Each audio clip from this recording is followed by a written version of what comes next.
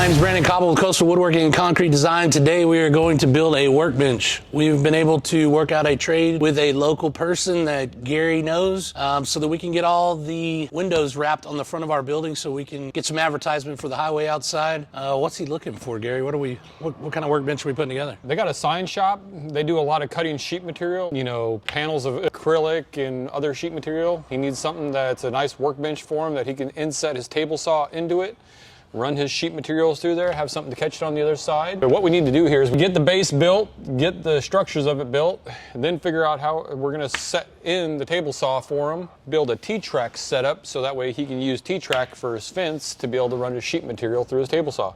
Should be a good work table for him and keep him in production and help us out at the same time getting our building labeled up. Local people sticking together. Let's get it done.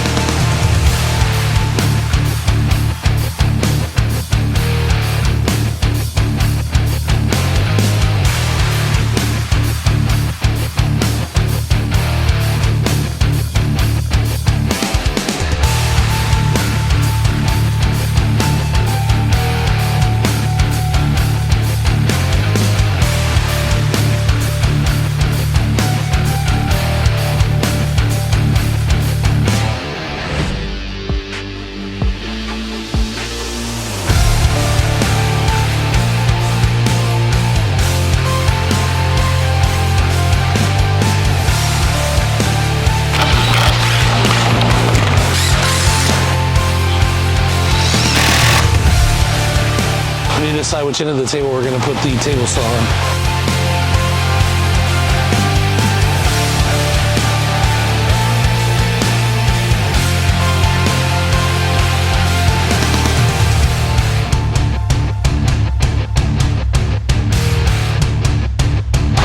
One here, one there. That's the most important. Well, we're going to have to start the router from here. No. On this edge, and a track on this side, and then that fence can run this direction. So we're gonna have to draw this out on here, plunge cut, plunge cut, plunge cut, plunge cut, and then jigsaw the corner, or a little straight thing in the corner.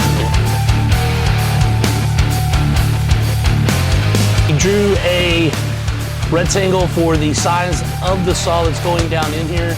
We moved it 5 inches off of the end of the work table. That's gonna allow us enough room to put a T-track on this side of it and a T-track on this side of it.